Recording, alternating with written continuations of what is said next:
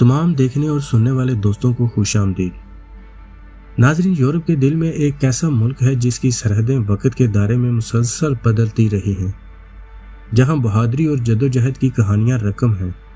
یہ یوکرین ہے، ایک ایسی سرزمین جہاں ماضی کی بازگشت آج بھی سنائی دیتی ہے، جہاں ہر پتھر ایک کہانی سناتا ہے، اور جہاں کے لوگوں نے آزادی کے لیے بے مثال قربانیاں دی ہیں۔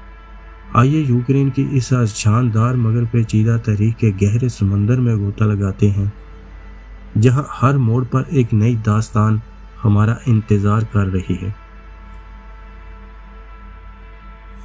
ناظرین، یوکرین کی تاریخ کا آغاز قدیم سلاوی قبائل سے ہوتا ہے جو اس علاقے میں آباد تھے۔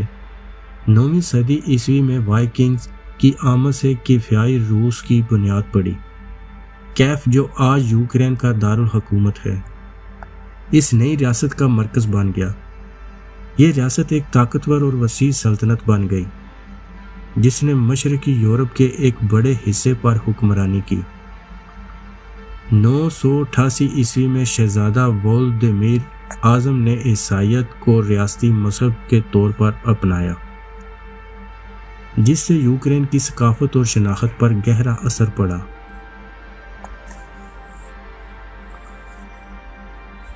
ناظرین، 13ویں صدی میں منگولوں کے حملے نے کیفیائی روس کو تباہ کر دیا۔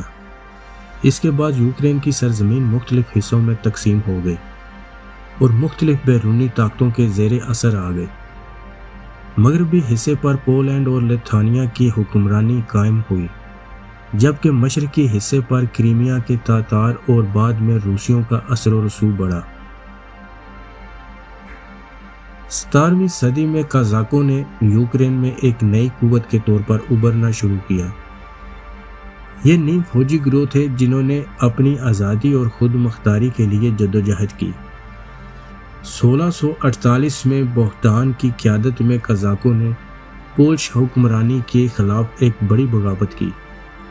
اس کے نتیجے میں یوکرین اور روس کے درمیان ایک معاہدہ ہوا جسے پیریاسلاو معاہدہ کہا جاتا ہے۔ اس معاہدے نے مشرقی یوکرین کو روسی تسلط میں لے لیا اور وقت کے ساتھ ساتھ روسی سلطنت کو یوکرین پر کنٹرول بڑھتا چلا گیا۔ 18ویں صدی کے آخر تک پولینڈ کی تقسیم کے بعد یوکرین کا زیادہ تر حصہ روسی سلطنت کا حصہ بن چکا تھا۔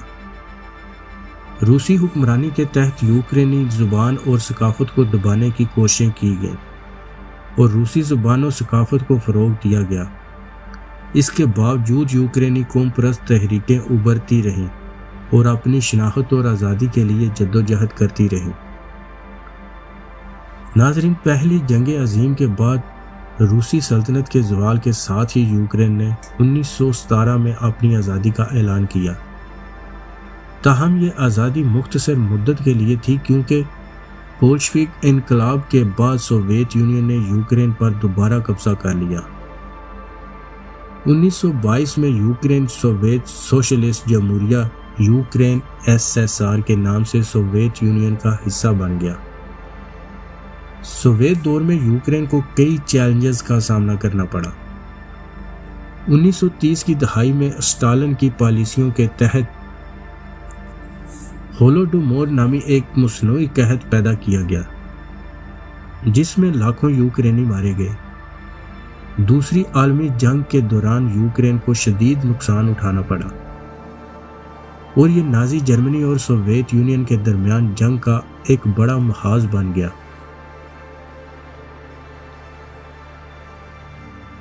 1991 میں سوویت یونین کے انہدام کے بعد یوکرین نے اپنی مکمل آزادی کا اعلان کیا اور ایک خود مختار ملک کے طور پر دنیا کے نقشے پر ابھرا۔ آزادی کے بعد یوکرین نے جمہوریت اور مارکیٹ اکانومی کی طرف قدم بڑھائے۔ ناظرین، 2014 میں روس نے کریمیا کا الحاق کر لیا اور مشرقی یوکرین میں علیحدگی پسندوں کی حمایت شروع کر دی۔ 2022 میں روس نے یوکرین پر مکمل حملہ کر دیا جس سے ایک بڑی بین الاقوامی بحران پیدا ہو گیا۔ یہ تنازع اب بھی جاری ہے اور اس نے یوکرین کی تاریخ میں ایک نیا اور دردناک باب رقم کیا ہے۔